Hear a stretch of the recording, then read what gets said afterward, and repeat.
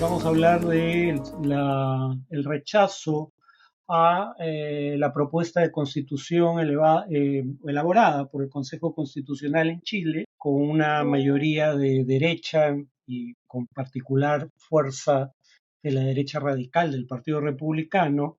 eh, Fue aprobado por el 44,2% de los electores y rechazado por el 55,8%.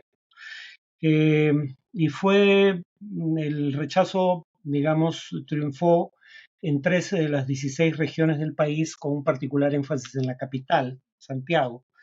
Según las críticas de la izquierda, el proyecto profundizaba el modelo neoliberal aprobado durante el régimen de Pinochet, y es la segunda propuesta de constitución que los chilenos rechazan en plebiscito en 15 meses.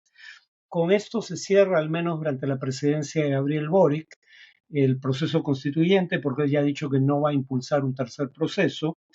Y el resultado podría considerarse un revés para el Partido Republicano, que, como digo, fue la principal fuerza en el proceso de redacción, y pretendía la hegemonía dentro del espacio de la derecha chilena. Y probablemente habría que empezar diciendo lo siguiente: esto parece demostrar que lo que sugerían las encuestas es cierto, que la polarización política en Chile es un fenómeno de la clase política, no tanto de la sociedad.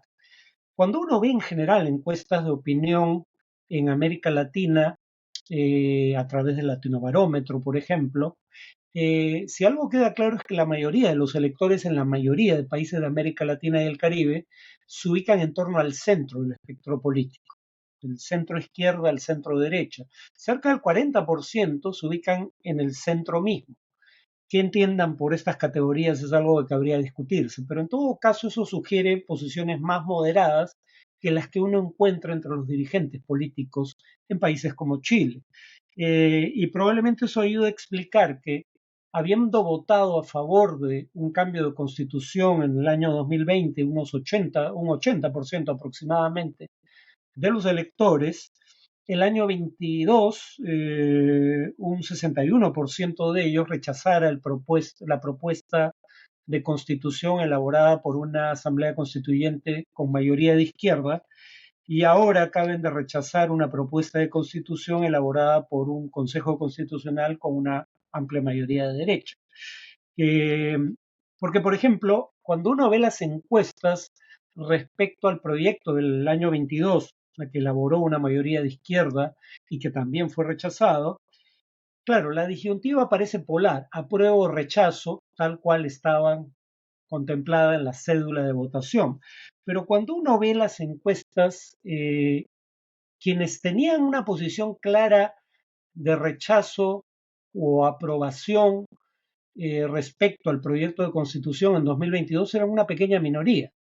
Unos 2/3 de los electores estaba a favor, según la encuesta de CADEM de aquel entonces, de rechazar para renovar, un 35%. O sea, quería un cambio constitucional, pero no el ofrecido en ese plebiscito.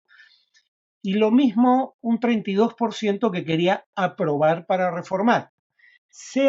O sea, 67%, exactamente 2/3 de los consultados, querían un cambio constitucional, pero no necesariamente el que estaba siendo ofrecido. Pero mientras un 35% quería rechazar este para luego renovar la constitución vigente, un 32% aprobaba, pero para reformar. O sea, en otras palabras, 67% querían cambios, pero no necesariamente los que estaban contemplados en el proyecto. Yo diría que probablemente algo similar ocurra ahora.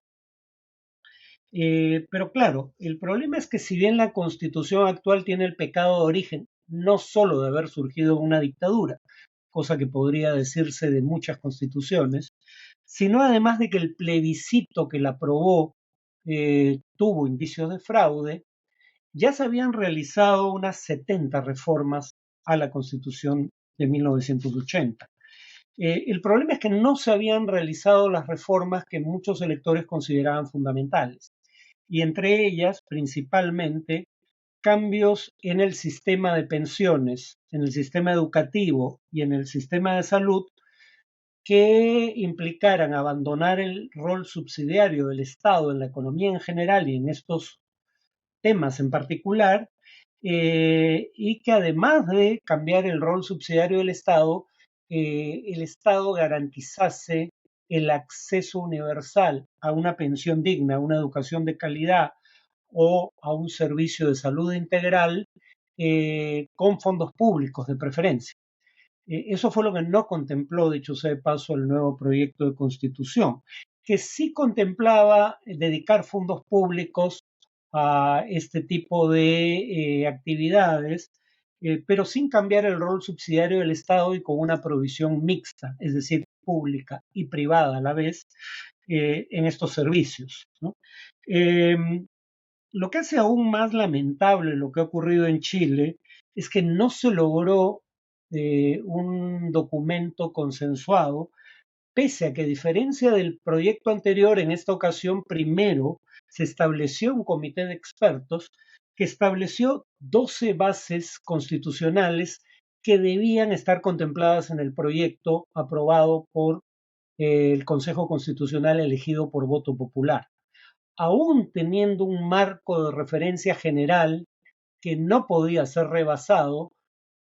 Aún en ese contexto no fue posible llegar a un acuerdo, lo cual habla más de las divisiones dentro de la clase política que en la sociedad en general. Además del tema de los derechos sociales garantizados por el Estado, que no fueron aprobados de la manera en que una proporción significativa de electores deseaba, está el tema de que izquierdas y derechas en los distintos proyectos enfatizaron la llamada batalla cultural, que no es prioritaria a juzgar por las encuestas para la mayoría de los chilenos. La derecha en este proyecto, por ejemplo, definió al feto como persona humana, lo cual para muchos indicaba que eso ponía en riesgo tanto el derecho de una mujer a decidir en torno al aborto en las tres causales contempladas en la legislación desde 2017, inviabilidad del feto, riesgo para la vida de la madre o violación, como el acceso de las mujeres a la denominada píldora del día siguiente. La izquierda en su momento hizo cuestión de Estado por el tema de definir al Estado chileno como plurinacional. Y claro, el Estado plurinacional funciona como un test de Rorschach, o como se suponía que funcionaran estos tests. Ante un estímulo ambiguo, las personas proyectan sus temores y ansiedades. En la práctica, llamar al Estado chileno plurinacional no tenía ninguna implicación política o constitucional específica. Habría que recordar que, por ejemplo, Ecuador es definido como un Estado plurinacional y uno es un Estado unitario, no federal, donde gobiernos de izquierda han tenido problemas con los grupos, las comunidades indígenas, por temas de desarrollo de industrias extractivas como petróleo, y en donde bajo una constitución que define al Estado como plurinacional, pudo gobernar un presidente que era un banquero, miembro del Opus Dei, ¿no? Eh, pero aunque denominar al Estado plurinacional no tenga una implicación política o constitucional específica, pareció conjurar temores como el de la secesión o la fragmentación del Estado en Chile o la imposición de una agenda de izquierda radical, temor que fue reforzado por el hecho de que la izquierda en su momento no buscó consensuar el documento, como no lo hizo la derecha en esta nueva ocasión.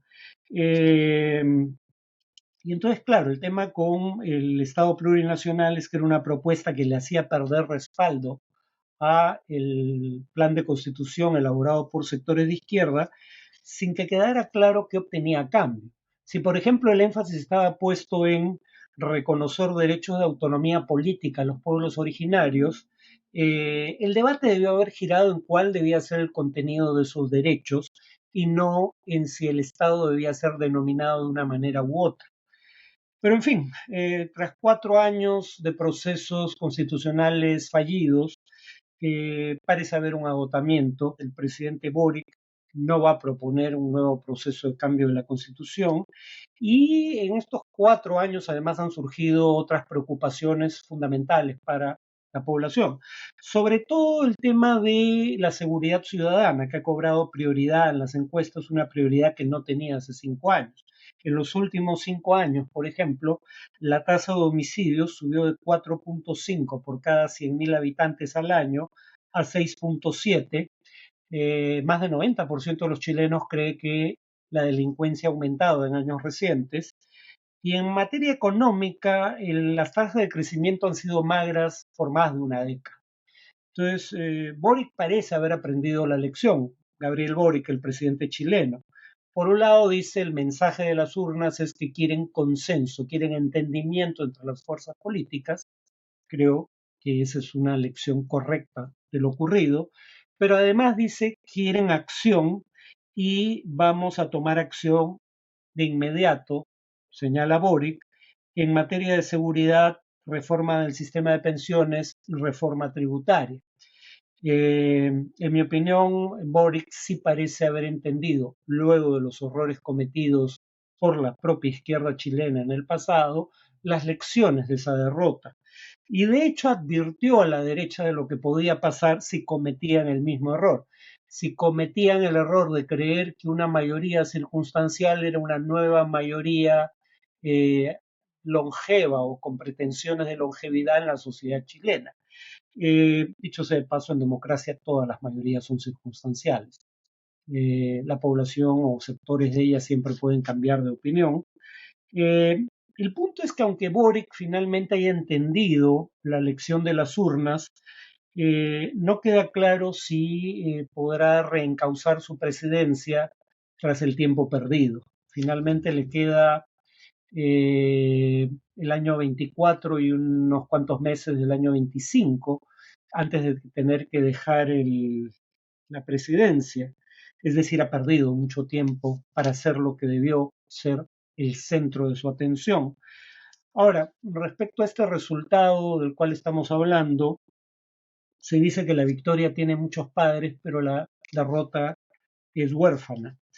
En el oficialismo, todos los partidos que forman parte de la coalición de gobierno o que la apoyan estuvieron en la celebración del resultado y también estuvo la democracia cristiana, que aunque no forma parte de la coalición de gobierno, favorecía el voto en contra del proyecto de constitución. En cambio, en el evento en el cual la derecha tuvo que responder por este mal resultado, estuvo solo un sector del Partido Republicano. La otra coalición de derecha más moderada, Chile Vamos, brilló por su ausencia, y digo un sector del Partido Republicano de José Antonio Kast, porque precisamente ese partido se dividió en torno a la conveniencia de elaborar una nueva constitución. La posición del Partido Republicano siempre fue que Chile no necesitaba una nueva constitución, que debía mantener la constitución de 1980 y que si acaso había que hacer reformas a esa constitución, pero que no era necesario un proceso de reforma integral. Por aceptar un proceso de reforma integral es que el Partido Republicano se ha dividido y el senador, bueno, su nombre es más largo, pero se le conoce como Rojo Edwards, eh, ya ha dividido la bancada del Partido Republicano en el Congreso, llamó a votar en contra del proyecto de constitución que impulsó su propio partido y ha señalado que creará un partido de orientación libertaria inspirado probablemente por Javier Milei. Ahora, la paradoja es que clase de libertario tiene como prioridad en materia constitucional mantener la constitución no solo elaborada por una dictadura, sino además a través de un plebiscito de dudosa legitimidad. Pero en fin, dejemos eso de lado. Eh, como digo, sin embargo, en la celebración del oficialismo, como ya había indicado el propio Boric antes, como advertencia, se habló de que la derecha malinterpretó una mayoría circunstancial, como si, repito, en democracia hubiera mayorías distintas a una mayoría circunstancial. Lo mismo puede decirse de la izquierda en el proyecto de constitución que contribuyó a elaborar y honestamente diría, visto desde fuera, que más que un triunfo de la izquierda, esto en general, visto el proceso en su conjunto, es una derrota para los chilenos. Ahora, todo esto se pudo evitar si derecha e izquierda se hubieran puesto de acuerdo en ciertas reformas a la Constitución de 1980, pero como no lo hicieron, terminaron involucrados en este proceso fallido, doblemente fallido. Ahora queda por ver si podrán ponerse de acuerdo de cara a estas derrotas consecutivas en las reformas que se esperan de aquí en adelante, sobre todo en materia de pensiones, reforma tributaria, educación y salud.